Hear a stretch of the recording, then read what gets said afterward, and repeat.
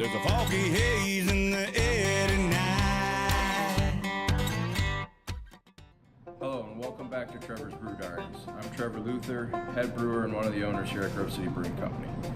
Today we're going to be talking about IPAs, and in specific, white IPAs.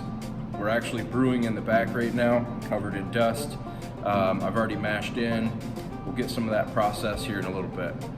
White IPAs. A white IPA is traditionally a blend between an American IPA and a Belgian wit. So when I created this recipe, it was in honor of my father-in-law, Michael Wiggins. That's why it's called the Wiggy. So the Wiggy White IPA, ours is brewed with 50% wheat and 50% barley. That's traditional. The hops are usually fruit-forward hops. We use Amarillo, Citra, Nugget, and Cascade. Cascade will give you a grapefruity flavor. Nuggets for bittering. Amarillo and Citra are both citrus-forward hops. And then usually it's a Belgian wit yeast, and that gives it like a banana, fruity, and slight clove flavor. I'm not a huge fan of that. I use a blend of Hefeweizen and English Dry. I find that it gives it a nice clean, crisp finish, but you're still picking up that wheat aspect. Part of the brewing process in our grain bill, like I said, 50% wheat and 50% barley. I also add oats, and you got to have rice hulls.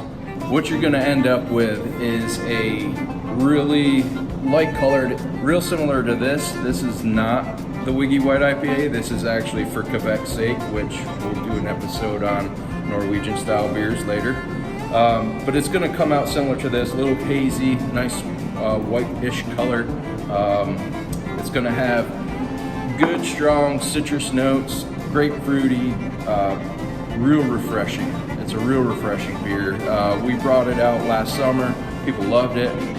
They've been begging for it to come back, so we're doing it now, and we're gonna roll it out.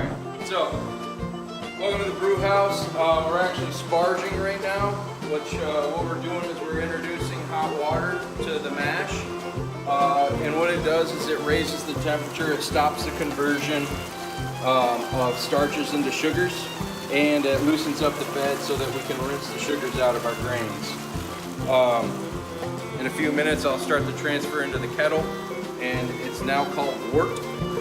Wort is nice and sweet, it's sugary, it adds a grainy, bready flavor that's really sweet. So once we put it in there, we'll start into the kettle, we'll start condensing it down a little bit, caramelize the sugars, and add our hops and stuff.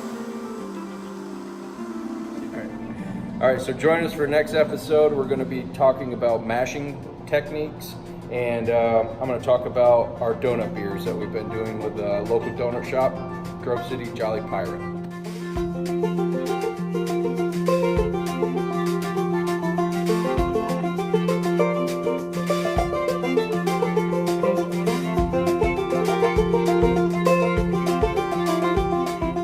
All right, so join us next. Right? Is it shooting? Oh. All right, you ready? Yeah.